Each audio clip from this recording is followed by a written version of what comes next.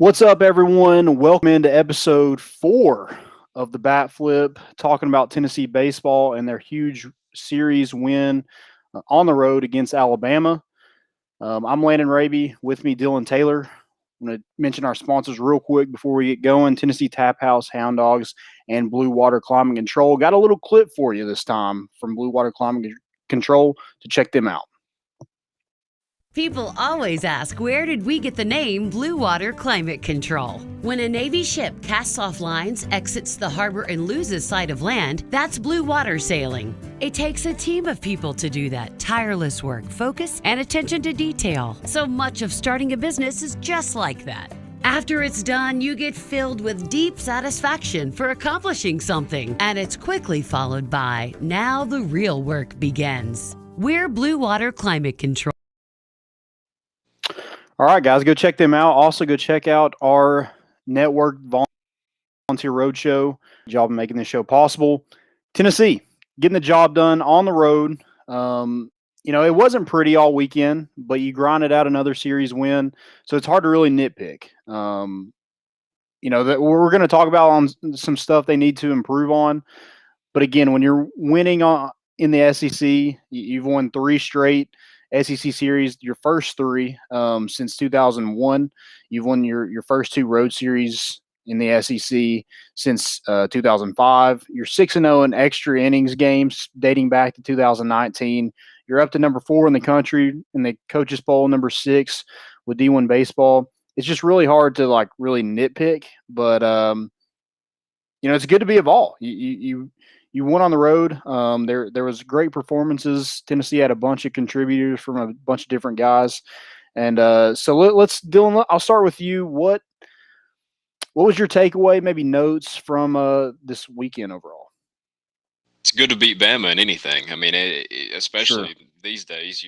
We've had football's been around for a while now, but now Nate Oates has basketball rolling.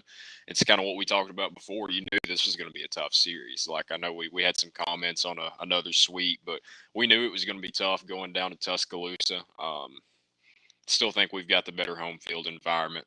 But yeah, any SEC series on the road, it's going to be a tough one to not only win but sweep nonetheless. I mean, the bats were live for most of the weekend.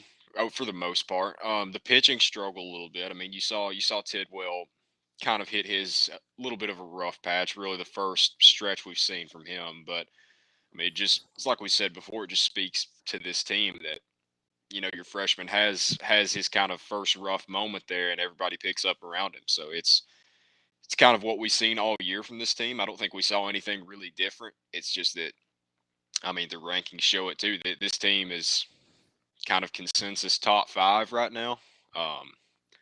And they're playing like a top 5 team for a team that's had some guys injured too. So I think I saw today Jackson Greer is going to be back for this weekend series. So getting healthier, I mean, that can only help. So no complaints from me. I mean, the first game was tough to lose. Kind of had you worried there for a second, but yeah, like you said, not anything to complain about from me really. Yeah, you mentioned you dropped that first game, and that kind of sets the whole weekend. So when Tennessee has their back against the wall, I don't think it phases them. I don't think it phases a guy like Drew Gilbert, who's hit some walk-offs. Drew Beck's hit a walk-off home run. That this team just doesn't seem to really, when the pressure's on, they don't seem to fold. They seem to take it on pretty well. And, that showed this weekend with getting that win on Saturday in 11 innings, scoring 4 runs in the 11th. You got some big pitching performances. You mentioned Blade Tidwell got in a little trouble. Chad Dallas got a little bit of trouble as well. And Will Heflin looked like your best pitcher or best starting pitcher this weekend. And, he was pretty dominant. And then Camden Sewell actually got the win for the game. And he was dominant. I think he pitched 3 and 2/3 innings. Only gave up, I think, 1 hit and closed that thing out for Tennessee. But you just had a lot of different guys kind of have show out throughout the weekend. You had Connor Pavoloni had a big game on Saturday. Luke Lipsius had a big game on Sunday. I mentioned Camden Sewell, Will Heflin. Sean Hunley was huge on Sunday coming in the ninth. He just seems to be the Iceman out of the pen. When Tennessee really needs somebody to shut an opposing team down, he's your guy. Coming in with one out, runners on second and third, and getting that win on Sunday for the series was huge. So any more kind of guys really stick out to you this past weekend? Yeah, I mean, we'll probably get into it with the MVP for the weekend, but how about Logan Steenstra? I mean, my goodness, the dude, you're kind of worried there with Liam Spence being down. I mean, not only your best hitter, but really the best hitter in the conference so far from a lot of numbers. I know you were tweeting out some today. Is he tied for first in the SEC with hits, up there in average? I mean, he's been your rock really for all year. So seeing him go down, that's never good. But I mean, Steenstra's kind of one of those guys we mentioned on one of the first shows. You have a couple of those guys that are pushing for a starting spot. Any other team, they're probably in a starting spot. And he showed why today. I mean, he showed why Liam Spence has had to be on fire for most of the year because he's had Steenstra behind him this whole time. So I mean, not really any drop off there. He was on fire all weekend. So yeah, that was a guy that was sticking out, just obvious in my mind. Yeah, and batting ninth. He went 5 for 12 in his last 3 games. So that's Saturday, Sunday, and also that the midweek game against Eastern Kentucky with 4 RBIs. But it wasn't like it was just singles. He hit 2 doubles and a triple in those 3 games. So yeah, just firing on all cylinders, really making the most out of his appearance. And you don't like to see a guy like Liam Spence hurt at all, but it seems like he was still able to hit on Sunday or Saturday and Sunday, and it just goes to show you, even at not 100%, he's still one of the best players on this baseball team, and that showed. I think he was 5 for 9 on the weekend with 1 RBI and 5 walks. I mean, any time that you miss maybe the first batter of a series, Liam Spence is usually on base. When you turn on the TV, you're like, oh crap, Tennessee's playing. Liam Spence is usually always on base. He's already there. Yeah. So I mean, that's just kind of the player he is. You mentioned he's tied for second or tied for first in hits in the SEC, first in batting average, first in on base percentage. So just been Tennessee's rock. That was a good analogy that you used this whole entire season from a guy that batted ninth last year for the majority of the year. For him to take that big of a leap in year 2 on Rocky Top is pretty special.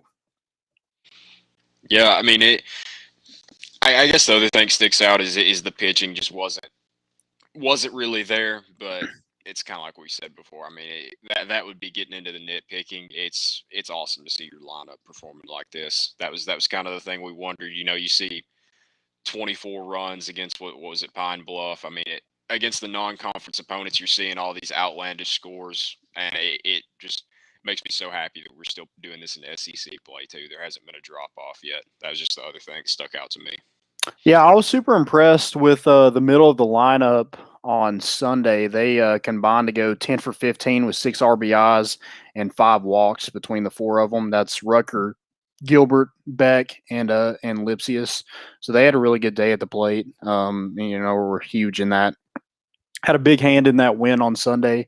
But yeah, like you mentioned, we didn't play. Like, it wasn't pretty, it wasn't perfect. The pitching kind of struggled a little bit, but you're still able to grind out a series win on the road in the SEC, and that's gotta stand for something. So I'm super excited about this team. Super excited about this weekend against Florida. I know we're going to get into it a little bit here later, but man, I'm super excited about the atmosphere. Legends Lindsey Nelson, I'm sure, are going to be in attendance. They're going to be wild. But I think it's just good for this program to welcome a team like Florida. And then the next weekend you get Vanderbilt. A team with that caliber of players coming into Knoxville. I think that's huge for the program. And, I continue – I think they're going to continue to build on what they're building in Knoxville. So, MVP time. Who you got for MVP of the weekend? Oof. I mentioned him earlier. I'd probably go Steenstra. I mean, you could Okay. go him, Spence. Not anybody from the staff, really. I think you mentioned Will Heflin was probably your best one from the week or from the weekend. That's not a knock against Will Heflin, but with the arms on the staff, you kind of want other guys to step up. You don't want him to be in the position where he's got to be the stud for you.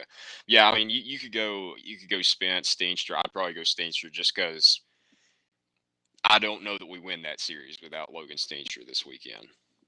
Yeah, absolutely. I can't disagree with that. And there's a lot of guys like you could probably put in this, give this award to because you get so many guys that can produce. Trey Lipscomb and Logan Steenstra had a really good midweek game against Eastern Kentucky. You got a lot of contributors in that game. You pitched 9 different pitchers. So that's really good to see, getting a lot of those guys some work, getting some guys back that you haven't had with Will Mabry and Jason Rackers, who we haven't seen since Arkansas Pine Bluff. Getting them back, seeing them on the mound was huge. I think for Tennessee to kind of build on that bullpen a little bit. Maybe they can help out in some capacity. Maybe not this week, but later on down the road, I think they're going to be contributors for this Tennessee team. MVP for me, I'm going to go with. I think MVP of the season for me right now has probably changed a little bit. I think Drew Gilbert's up there, but I think it's hard to pass up on Liam Spence right now.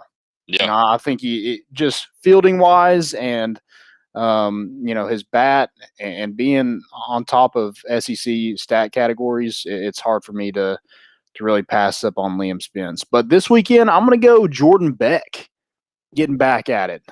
He was 5 for 11 on the series, 4 RBIs, 3 walks. I thought his approach was a lot better this weekend. He seemed more patient and really got back on. I think he's leading the team in RBIs again. I think he was tied up with Drew Gilbert heading in the weekend, and he's solidified himself as a leader with I think 33 RBIs currently. Yeah, he's. I mean, was anybody hotter to start the season there for a while than Jordan Beck? I mean, him and Spence have really been the two all year. But yeah, it's awesome to see he's back because I don't know. It's something about when Jordan. It probably should be Liam Spence, but it's something about to me when Jordan Beck comes up, you feel like he's hitting it hard somewhere.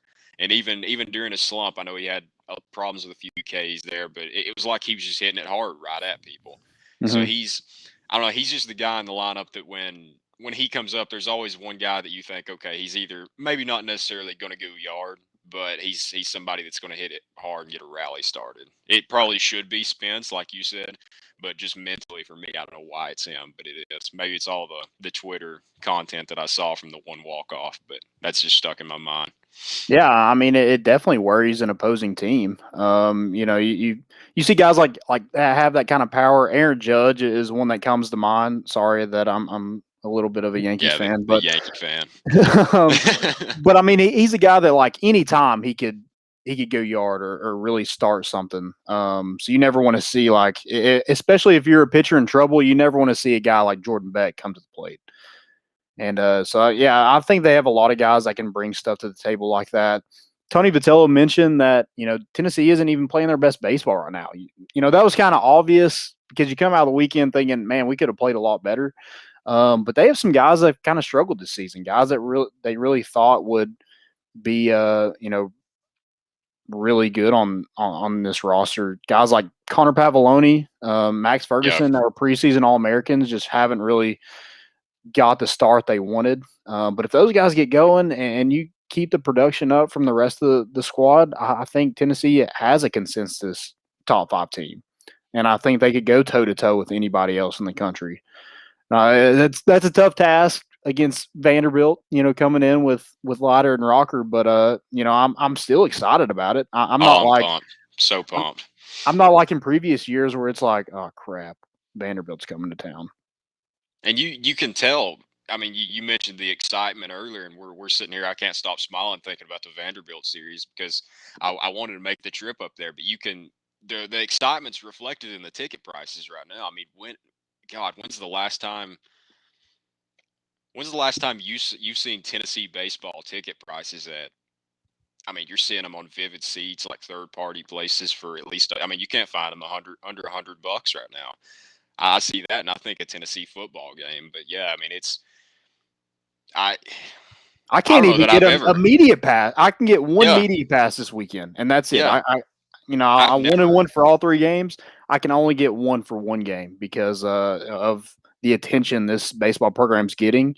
And you welcome a power like Florida this weekend. It's definitely hard. It's hard to do. And I think Tony Vitello said in his press conference earlier today that his parents are coming to the game, but with ticket prices, he might just Yeah, tell them to stay at home. yeah. Somebody on Twitter too, I saw, said that when they were a student, I don't know, he's probably 10 to 15 years ago, just guessing, maybe more than that.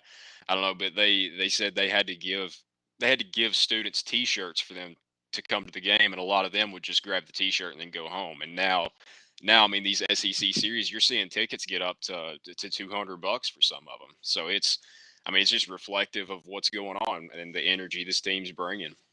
Absolutely. Real quick, we want to get another word in from Blue Water Climate Control before we head on to what we need to fix. Here you go. Hello, this is Jeremy from Blue Water Climate Control. I grew up in Tennessee, and when I was 9 years old, the World's Fair came to Knoxville. I was in awe of the Sun Sphere. I dreamed of living in Knoxville. To me, it was the center of the world. After 24 years in the Navy, I've been around the world and visited dozens of countries. My family has moved all over. Now here we are running Blue Water Climate Control right here in Knoxville, the dream I had when I was just 9 years old. Blue Water Climate Control, veteran service, superior value. All right, we're back. Let's get into what we need to fix. What's something that it really is kind of grinding gears a little bit. Again, we're nitpicking because you're 3-0 in SEC series, so it's hard to really dig at a team. But let's dig a little bit and something that really needs to get fixed going into this series this weekend. I mind we mentioned it earlier. To me, it's got to be Pav and Ferguson getting them going. I mean, I've got it pulled up. I mean, Pav's hitting 215 on the year, and Ferguson's just barely beating him at 220. It it hurts for Pav, but I think it hurts even more for Ferguson just because of the potential he has on the bases too. I mean, a guy that's hitting 220 like that, you've got to get that up just because we've seen. I mean, he was leading the team in steals. He may still be leading the team in steals, and he's only hitting 220. So just think if he's up there, not even leading the team, but just sitting 270, 280, getting on base more. I mean that's just another threat that this offense can bring. Pav, I mean, he does a solid job behind the plate. He's willing to put his body on the line. I think we've seen 3 or 4 times this year now that he's got up limping after a slide or something like that. So I mean, the heart's there for him, but you've got to get more production. I mean, like we said, it's the 2 preseason All-Americans, Golden Spikes, watch list, all of this. I mean, it's something that you've got to get going. But also, when I think about that, I'm like, man, we're sitting here on April, what is it, 9th, April 8th, April 9th, and we're 25-5. I mean, we're 25-5. We're tied for the lead in the SEC East. We're number 4 team, number 6 team, no matter how you look at it in the country. And are arguably coming into the season, our 2 best players are hitting 215 and 220. So I'm not even saying both of them have to go on a hot streak at the same time or separate times. You just got to get them going a little bit, and that's going to help your team immensely. Yeah, I think it'll be huge down the stretch if you're able to get them going at some point. Because you have the guys that can, make up for it a little bit, but when you're talking about postseason play and grinding out, and moving on to the next round, it's you got to have different guys step up. I mentioned Pav had a good game on Saturday. I think he was 2 for 3 with a couple RBIs. So I mean, you need that production consistently. I'm not saying he has to do it every game, but I think it needs to be. Obviously, 218 is not where the kid wants to be. You mentioned 25-5. That's the best record through 30 games that Tennessee's had since 2004. So not Tennessee went to the College World Series in 2005, so it was better than that team. To put a little bit more recent perspective, Tennessee was 22-8 in 30 games in 2019, and that team was one game away from heading to a super regional. So I mean, I think this team is special. Going with what I need to see fixed a little bit, I think it's got to be you're leaving way too many runners on. You do a great job of making it hard on teams because you don't walk a lot of people, but and you draw a lot of walks. We drew 24 this weekend, and Alabama only drew 8. So you had 16 more base runners than Alabama just on walks. That doesn't even count hits. They gave you 16 more base runners, and it's still like every game was pretty tight. I think you loaded the bases probably up to 10 times. I don't know the exact number, but it just seems, yeah, Tennessee just did not get the runs in they would have liked when you have the bases juice like that. So I think we're 7 for 35 with runners in scoring position. You definitely want to see that rise a little bit. But yeah, that's kind of nitpicking a little bit. Again, you won the series, so it's hard to really complain about not scoring enough runs. But Tennessee would definitely like to put some games away a lot quicker if they're able to get more runners across the plate. Yeah, I see that comment just came in. 5 or 6 Vols still standing on the bags in Tuscaloosa. Yeah, I mean it's a good. I feel like it's been a recurring theme. I know we've mentioned it before, leaving guys on base. It's good that you're getting them on base, but yeah, that I feel like a game like Friday that you lose that close and you feel like you had opportunity after opportunity. Those are the ones that, I mean, if you lose, you got beat. Like you lose by 5 or 6 runs, but the ones where you're losing close games, and you can look back and say, hey, in the 3rd inning we had 2nd and 3rd, 1 out. 5th inning we had bases loaded. Yeah, I mean that's the one that, like we said, we're not making any big complaints here, but that's the one that it seems to be kind of the recurring theme for the year. Yeah, absolutely. We got a real quick comment. He said, Landon, the Vols have a good team, but Vandy is just one class better. And Arkansas, Ole Miss, and Mississippi State Bulldogs are also waiting in the wings. Will not be easy for the Vols. I agree. I don't think it's going to be easy. I mean, you've seen these past 3 series haven't been easy for Tennessee. But the fact that they keep grinding out wins, I think, says a lot about this baseball team. And Tony Vitello mentioned that they're not playing their best ball right now. So if you're able to get these preseason All-Americans playing like preseason All-Americans, I think Tennessee could give Vanderbilt a shot. And it's a grind. I mean, Ole Miss lost the series. Florida lost. They got swept by South Carolina, and then they go and beat Ole Miss 2-1. Yeah. So I think you'll get to see a lot from this baseball team this weekend, kind of see where exactly they're at. But yeah, like I'm super excited. One other thing I want to mention, just to get fixed a little bit, is errors. Tennessee kind of struggled a little bit. I know a lot of that had to do with Liam Spence not being at shortstop, and I think they had a couple errors at the shortstop position. But they've only had 27 on the year. But 5 this weekend is definitely not what you want to have, especially in close games like that. So yeah, that's something else I want to see fixed a little bit. Yeah, I mean, I agree. I mean, it's kind of I won't say it's exactly like football just because of the reign of success Alabama's had, but I mean Vanderbilt. I mean, you kind of have to say they're one class better because until they get beaten, I mean, they are. It's kind of the scenario of if you don't like it, beat them. So I mean, yeah, Ole Miss. I love watching Ole Miss play. I mean, obviously, I want Tennessee to sweep them every time we play them, but Ole Miss is just a fun team to watch. I mean, Arkansas is always up there. Mississippi State's solid, but yeah, I mean, after Vandy, I mean, I think we can beat Vandy personally. I don't think that.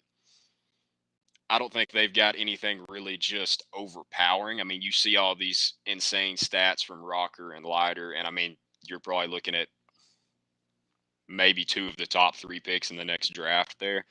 So I mean, there's reason for concern, but I just go back to when I see that comment, I just go back to the quote after the LSU series. I mean, it was a few years ago. It's, oh crap, we're going to LSU.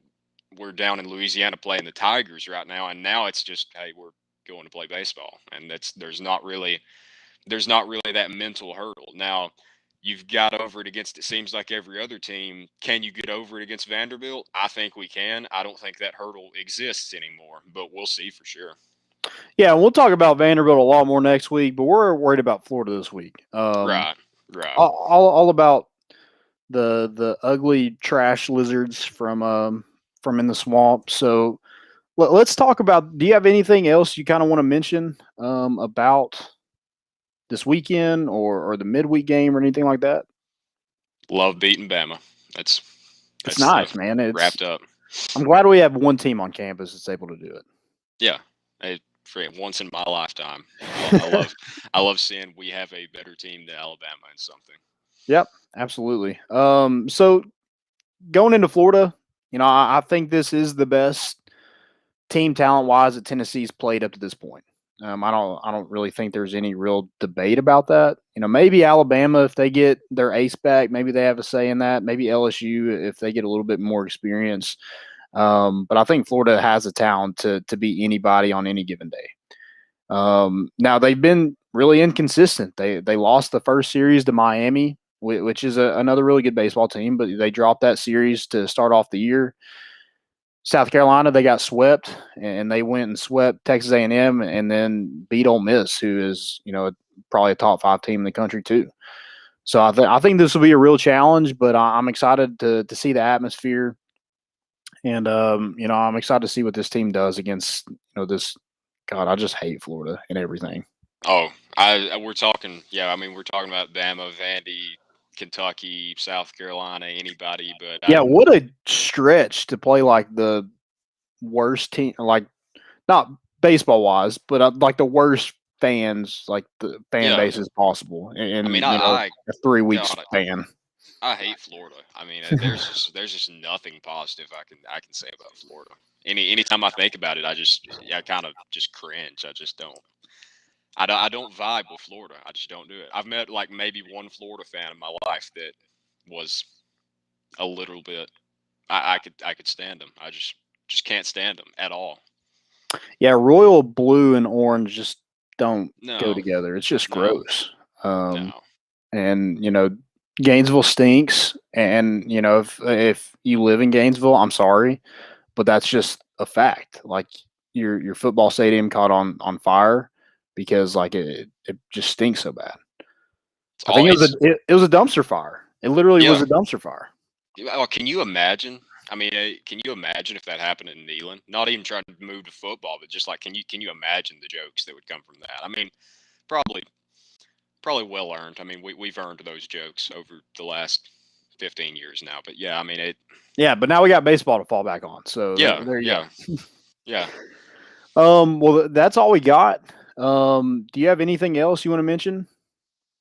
No, I mean top 10 series. If you can't get excited for this one, I mean, I know Tony will have the boys ready to go, but if you can't get up for a series like this in college baseball, God, I wish we had full stadium. It would be rocking this weekend. Just ready to get back to full capacity. Yeah, if you're able to go, please go this weekend. Check that out. Tennessee will be on the SEC Network on Saturday. So if you're not able to watch it on an app or SEC Network Plus, they will be on national television on Saturday. So go check that out. Go Vols. We got one final save from our good friends at Blue Water Climate Control, but I hope you all have a good week. We are Blue Water Climate Control. From heating and AC installation and repair, commercial or residential, when you choose Blue Water Climate Control, we offer solutions, not a sales pitch. Blue Water Climate Control. Veteran-owned, superior service. Thanks, guys. Go